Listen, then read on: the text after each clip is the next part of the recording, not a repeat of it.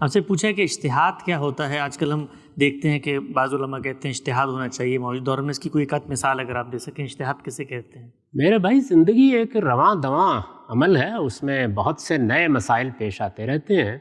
ان نئے مسائل میں دین کا کوئی حکم اگر معلوم کرنا ہو تو اس کو اجتہاد کہتے ہیں۔ یعنی ایک تو اللہ اور اللہ کے پیغمبر کی ہدایت ہے جو دے دی گئی ہے، جیسے ابھی میں نے ذکر کیا، یہ نماز ہے، روزہ ہے، ان میں تو اللہ کے پیغمبر کی ہدایت واضح طور پر موجود ہے، قرآن مجید میں موجود ہے۔ لیکن کوئی نیا مسئلہ جیسے پوسٹ مارٹم کا مسئلہ پیدا ہوا، اب تو عام ہو گئی یہ چیز، تو اس میں یہ سوال تھا کہ ہمیں تو یہ کہا گیا ہے کہ ہم میت کو بہت عزت کے ساتھ سپرد خاک کریں، تو یہ کیا چیر پھاڑ کریں گے؟ یہ جائز ہے؟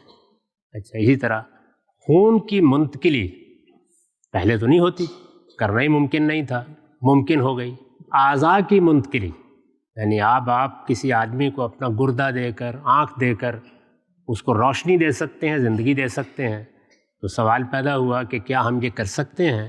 یہ چند مثالیں ہیں، اور بھی بہت سی چیزیں ہیں۔ تو اس طرح کے جتنے نئے مسائل بھی پیش آئیں، ان میں آپ کو دین کے اصولوں کو سامنے رکھ کر یہ فیصلہ کرنا پڑتا ہے کہ میں اب کیا کروں۔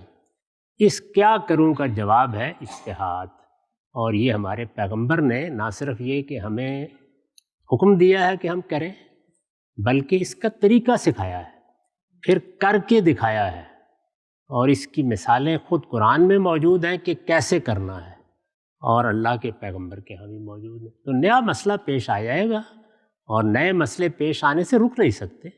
جیسے ابھی دیکھیے نا، آپ مصنوعی ذہانت سامنے آ گئی ہے، اس سے بڑے اخلاقی سوالات پیدا ہو رہے ہیں، بچوں کی پیدائش کے نئے طریقے ایجاد ہو گئے ہیں۔ تو جب کوئی اس طرح کا مسئلہ پیش آئے تو اس میں جو سوال پیدا ہوتا ہے وہ کیا ہوتا ہے کہ اخلاقی لحاظ سے مورلی کیا ہے؟ تو اصل میں مورالٹی کا سوال مذہب کا سوال ہے، اس کا جواب تلاش کرنے کا نام اجتہاد ہے۔